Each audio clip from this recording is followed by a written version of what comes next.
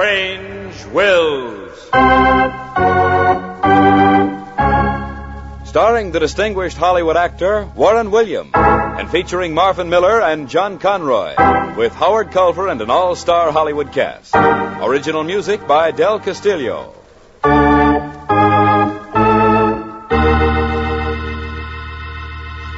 Dead men's wills are often strange.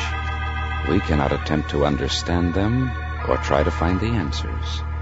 We can but tell the story. This is Warren William bringing you the story, The Killer and the Saint. But first...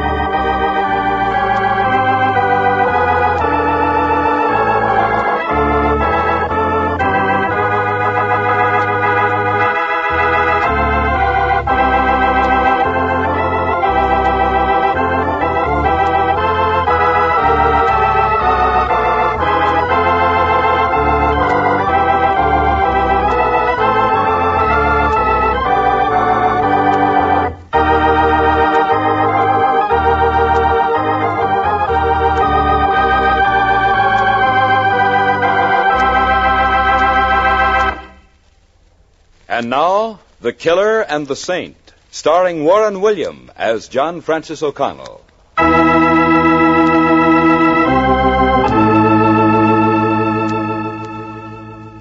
Two brothers met for the first time in 3 years. Met on the brink of an open grave in a windswept cemetery. A cold, driving snow almost obliterated the little handful of mourners. At the head of the grave stood the minister intoning the prayers for the dead. To his right was Don Kerwin, son of the deceased. He stood alone, head bowed, his face etched in sorrow. Across the open grave were 2 other men. One, somber, heavy-set, paid no attention to the service. The man next to him, his bared head covered with snow, was David Kerwin, also a son of the deceased. As the services neared the end... Ashes to ashes, dust to dust. May the soul of the deceased, Michael Kerwin, be consigned to the ever-loving arms of the Savior. Amen. Mind if I say a few words to my brother? I haven't seen him in 3 years. Can't see nothing wrong in that. Let the cuffs stay on, sonny boy. Okay, but keep him covered up. No use letting everybody know. Come on, let's go. Hiya, Don. Hello, David. Glad you could make it. Well, I'll be... You 2 guys look enough alike to be... Wouldn't have believed it if I hadn't seen it with my own eyes. We're brothers. Identical twins. You don't have to tell me, kid. Like 2 peas in a pod. Well, start talking. I'll give you just 5 minutes. Too bad about Dad, David. Yeah, I'm sorry I couldn't have come sooner. Maybe it's just as well. Dad got suspicious toward the end. Didn't believe that California vacation story anymore. You didn't tell him where I really was, did you? No, of course not. Well, thanks. Thanks a lot.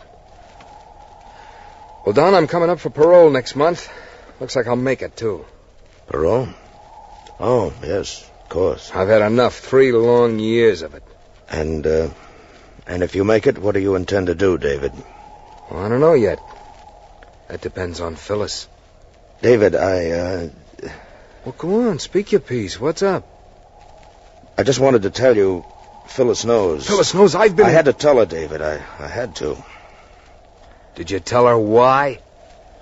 No, I couldn't. Why not? Because I'm in love with her, too, David, just like you are. I see. You didn't lose any time, did you, Don? Now, wait a minute, David. You've got it all wrong. What do you mean? Well, it's just taken her this long to find out that she loves me, I guess. I see. But don't worry, David. After you get out, I'm going to take care of you, just as I promised. Take care of me? What a laugh. You sure done a good job of that up to now. Look, I've got to go now. Phyllis is at home waiting for me. She's got a cold. Couldn't make the funeral. Okay, pal. No hard feelings. You're still my brother. although I sometimes wonder. Write to me at the bank, David. I'll have everything ready for you when you get out. You better, chum. I'm gonna need it.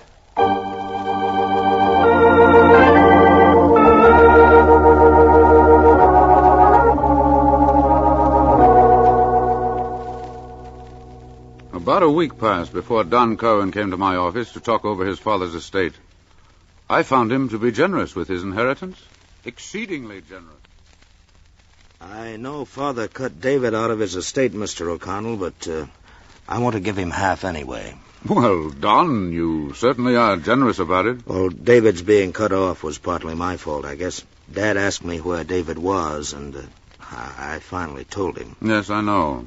That was when your father asked me to change his will, naming you sole beneficiary. Well, David's had a lot of bad breaks. If he gets half of what Father left, he'll be able to go somewhere else and start over. What about Phyllis? Weren't they engaged before this all happened? Yes, that's right. But during the 3 years David's been gone, she's had a chance to think things over. She's not going to marry him now. You can't blame her. Maybe not. Well, maybe she's right. I might as well tell you now. You're bound to hear about it later. What's that, Don?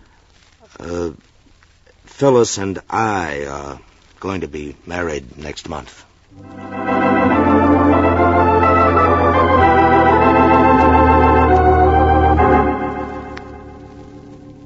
But after his release from prison, David Cohen never came to my office to collect the inheritance Don had set aside for him. He'd dropped out of sight completely, but not out of action. One night at the First Street Bank and Trust Company... The alarm! The alarm's ringing. Looks like a light coming from the vault. Yeah, the vault door's open. Somebody's coming out. Hey, you, stop! Stop or I'll shoot! All right, you asked for it!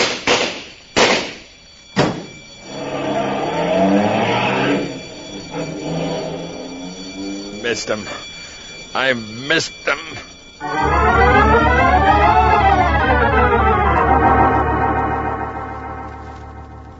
Police Commissioner Doolittle almost bit his cigar in two when he heard the news. There was no doubt who the robber was. His method of cracking a safe was unique in crime annals. Don called me early the next morning and asked me to go with him to the commissioner's office. They wanted to ask him some questions about his brother. Shortly after 10 o'clock... That beats the very devil. This David Kerwin's out of stir just 1 week, and he cracks his safe for $50,000. I thought you told me he was going straight down. He promised to, Commissioner. But how are you so sure it was David, Commissioner? After all, there are plenty of other crooks who could have done the job. Yeah, that's where you're wrong, John. Cracking a bank safe today is almost an impossibility. This fellow is a throwback to the Jimmy Valentine technique.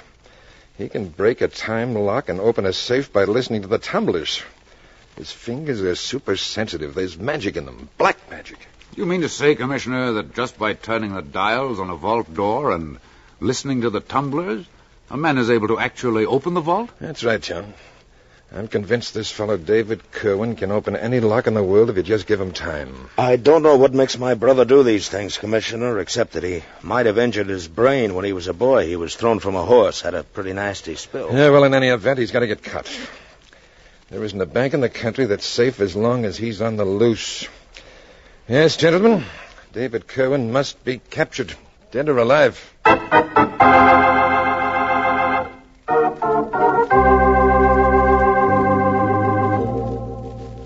But capturing David Kerwin was easier said than done.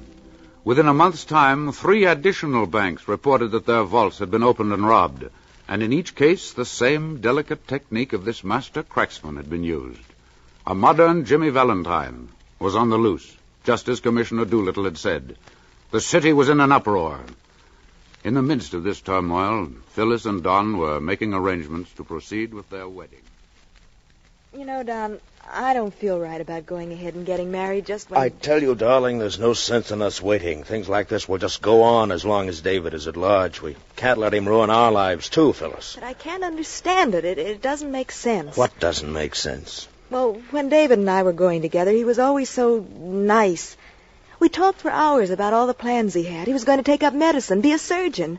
And now... You can't blame him, Phyllis. I told you what caused it, that fall from the horse. But that happened years ago. Why should he all of a sudden... I don't know. That's up to the psychiatrist to figure out. But I tell you this, I've washed my hands of the whole mess. It's just lucky that everyone in town understands. Otherwise, my job at the bank wouldn't be worth very much. If only I could do something. The best thing you can do for him, and for me, too, is to forget him, honey. Just forget him. Forget him? Don, listen to me. I love you very, very much. But after all, I loved him, too. But that's over, past. It may be over and past, Don. But I'll never be able to completely forget him. You understand, don't you?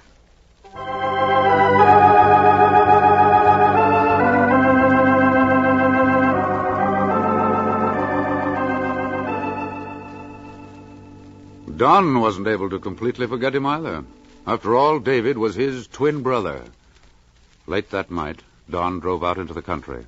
He stopped in front of an old farmhouse and walked up to the door. Who's there? It's me, Don.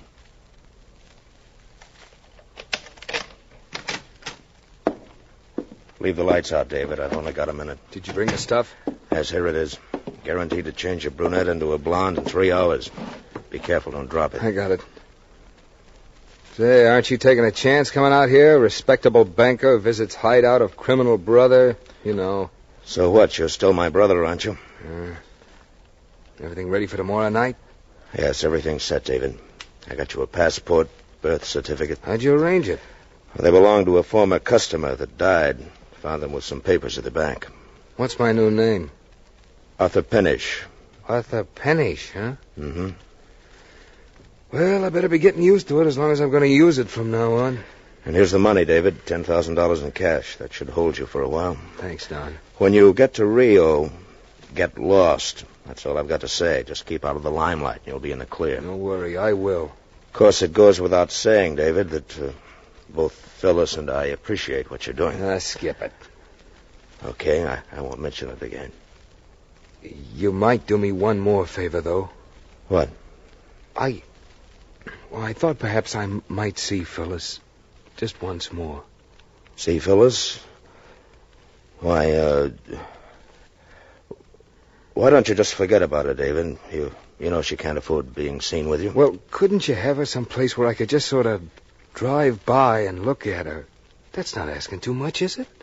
You still in love with her, David? Of course I am. Okay, I'll tell you what I'll do. Tomorrow's the end of the month. I have to work late at the bank. Yeah, but how's that? I'll have her at the bank, say at midnight, and you can drive by and see her through the window. Just drive by, huh? That's not much of a break after all. You gripe me, David. Here I am trying everything I can to... Well, all right, if you insist.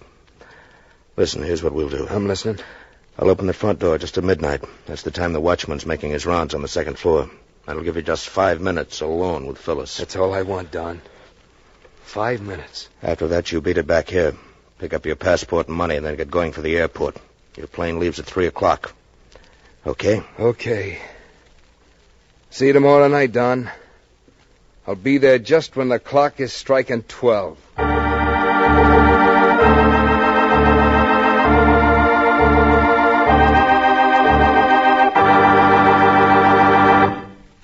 Act 2 of The Killer and the Saint, written by Ken Krapine and directed by Robert Webster Light, follows in just a moment. First, here is a word from your announcer.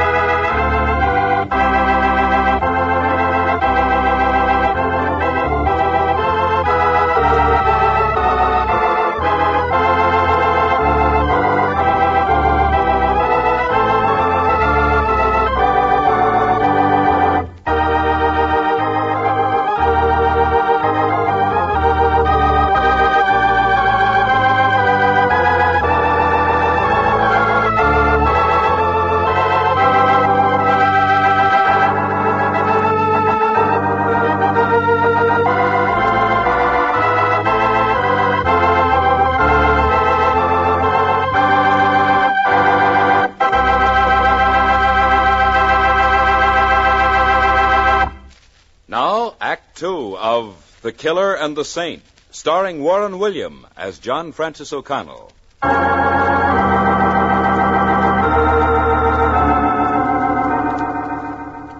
At the bank the next morning, Don was summoned to the office of the manager.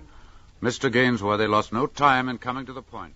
Well, Don, you're just about the best insurance we have around here. I'm afraid I don't understand, Mr. Gainsworthy. Well, with you working here as cashier, I think your brother wouldn't want to embarrass you by breaking into our vault. I hope that the police catch him soon, Mr. Gainsworthy. It's been very hard. No. Think nothing of it. Both of you brothers came from a very respectable family. That's the way life is sometimes. But no one is going to blame you, Don. Well, I hope not, but you know how people are. Your family isn't a bit different than dozens of others. One black sheep. Well, what family hasn't got a skeleton to rattle? I suppose if you go back far enough, you'll find a killer and a saint in every family tree. Maybe you're right. But what I called you in for was to tell you about the vault. The vault? Anything wrong? Quite the contrary. Last night we installed a gas bomb. You know, tear gas bomb inside the vault, just as an added precaution. Oh, I see. Then if the vault should be open during the night... That's right. A stream of tear gas comes out the minute the time lock is touched. No one could stay inside that vault very long. That sounds like a very good idea, Mr. Gainsworth. And without a mask, any robber staying in the vault for more than 5 minutes would be dead. I understand. He wouldn't have time to get much cash, would he? Time? I'll say he wouldn't. He'd come running out of there like the very devil. Yes, sir, I'd certainly feel very sorry for your brother David if he tried to rob our bank.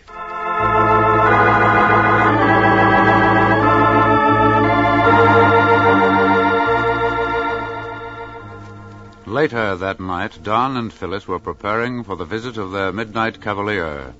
No detail had been overlooked. Shortly before midnight...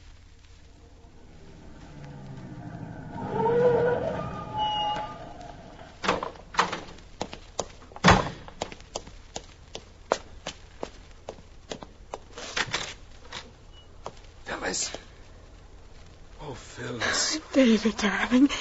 Shut the door, David. Hurry, we have so little time to be together. Oh, I've been dreaming of this minute for 3 years. 3 long years. Don't talk, David. Don't talk. Please, take me in your arms. Oh. You don't know how happy I am, David. I have a lot to tell you, Phyllis. Things to get off my chest. No, not now. Later you can. Oh, and later may be too late. David, dear, let's not stand here by the door. Someone may go past the bank and see us. Where can we go? Let's walk back. Don left the vault door open. We can't be seen there. Always the thoughtful brother, huh? Come on.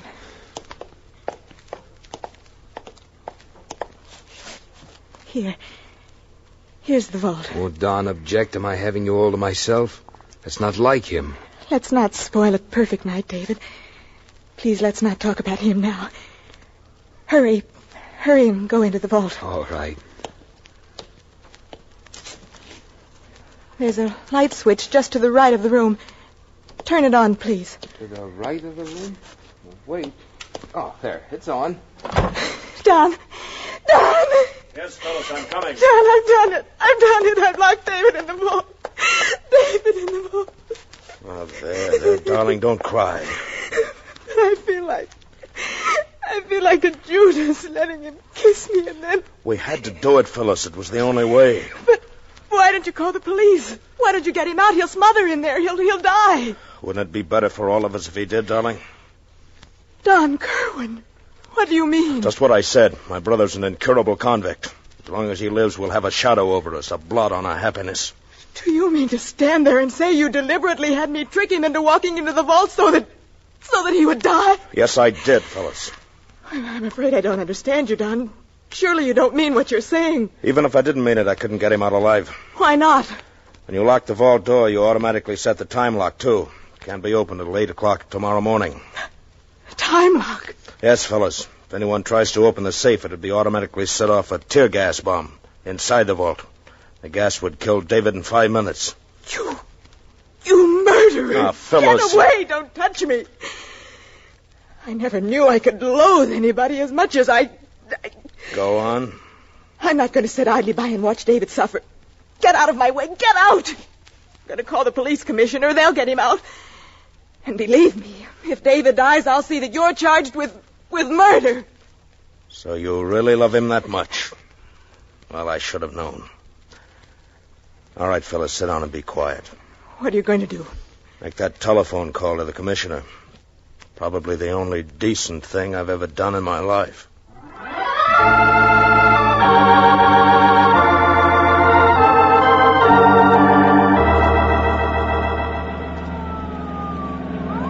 I'm certainly glad I was with you when that call came in, Commissioner. I wouldn't have missed this for anything. David Kerwin, notorious bank robber, captured by twin brother.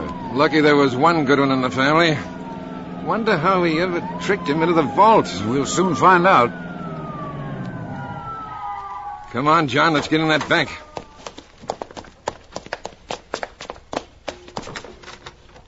There they are. Well done. Good work. How'd you manage it? Phyllis did it. Yeah, well, young lady, you've certainly got a nice reward coming for this night's work. I don't want any reward. I just want you to get him out alive. How about it, Don? Can't you open the safe? You work here. It's not as easy as all that, Commissioner. The time lock is on. Set for 8 in the morning. And by then he'll be dead, suffocated. Oh, do something, Commissioner, do something. Can't we break the time lock? Dynamite it? It's impossible. You see, Commissioner, a gas bomb was installed yesterday. The minute the dial on the time lock is turned, it sets off the bomb inside the vault. It would kill him in 5 minutes. Isn't there someone in the city who could get him out alive? There are only 2 men in the world who could possibly get him out alive. And even then, it's doubtful. 2 men, you say? Who are they? Jimmy Valentine, the top cracksman of all time. And who's the other, Don? Who do you think?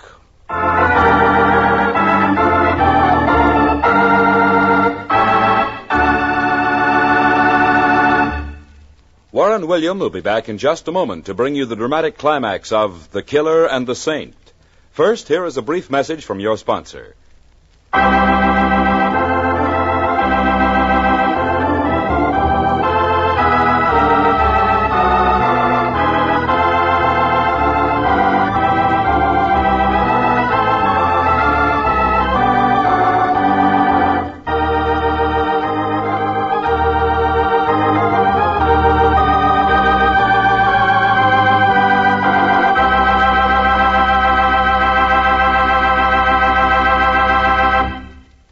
And now back to Warren William as John Francis O'Connell in The Killer and the Saint.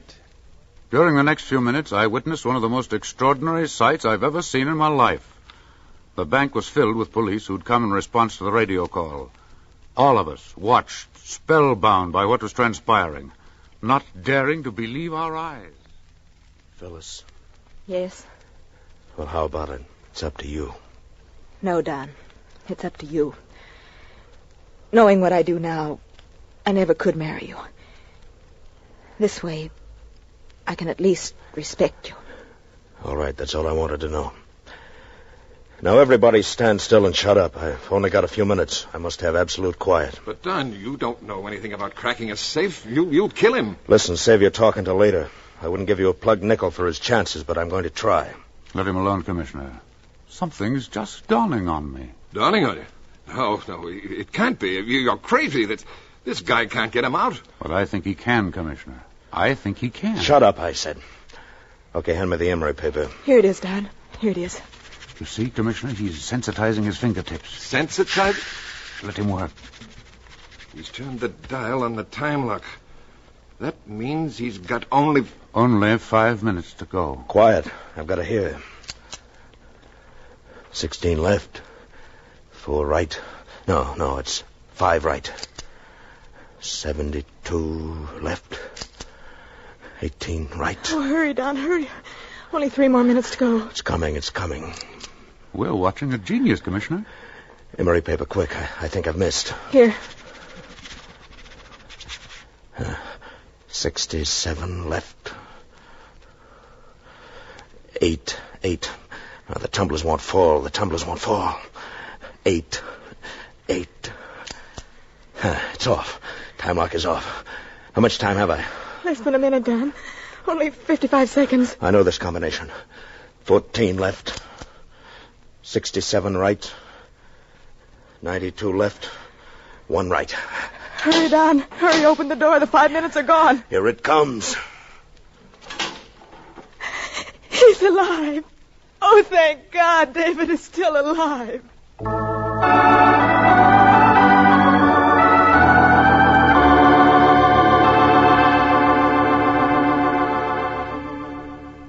Later, I went to Commissioner Doolittle's office where Don told his story. It was just as I'd suspected. David took the rap for me because I was Dad's favorite son. He knew that if I had gone to prison, it would have killed the old man. But, Don, after David's release, how did you keep the other robberies from him? Didn't he know what was going on? I got him a hideout in the country. It was easy. No telephone, no radio. He didn't know about anything. When did you decide to kill him, Don? When Phyllis told me she still loved him. Then your plan to get him out of the country was phony. Is that it? Yes, I realized too late that getting him away wouldn't help me with Phyllis, that no matter where he went, her heart would go with him. Knowing these things, Don, just why did you change your mind? Why did you let us know that you were really the master criminal? Well, with Phyllis, it was double or nothing. Your double or nothing, eh, Don? That's right. And my double won.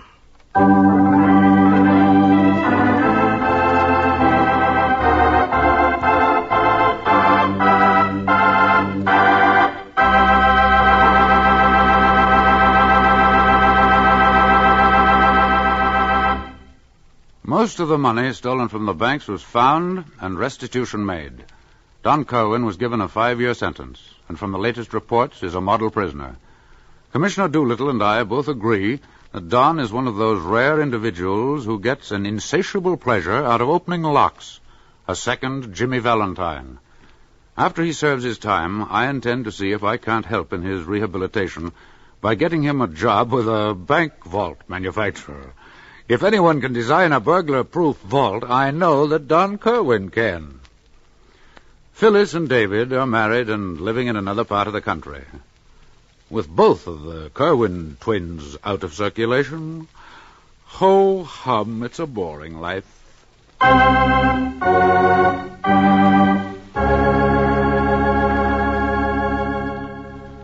Next week, I have a story to tell you about one of the greatest, most fantastic characters who ever lived on the Barbary Coast. His name was Horseshoe Harry, and history has it that he never turned down a dishonest dollar or helped a damsel in distress. But a girl came into his life, a young and beautiful, accomplished pianist. She went to work in Horseshoe Harry's emporium, and because of her, he ordered the finest piano that money could buy, a Bechstein Concert Grand that came all the way from Berlin. This piano played a never-to-be-forgotten role in both their lives. It brought them together, separated them. And then, finally, the day before the San Francisco earthquake, well, listen to the story we call Portsmouth Square, for the most beautifully realistic story ever heard on this Strange Wills series. This is Warren William inviting you to join us again next week.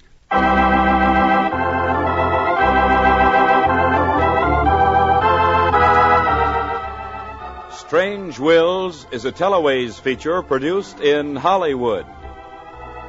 Names, places, and events have all been changed so that no reflection may fall on any person or persons living or dead.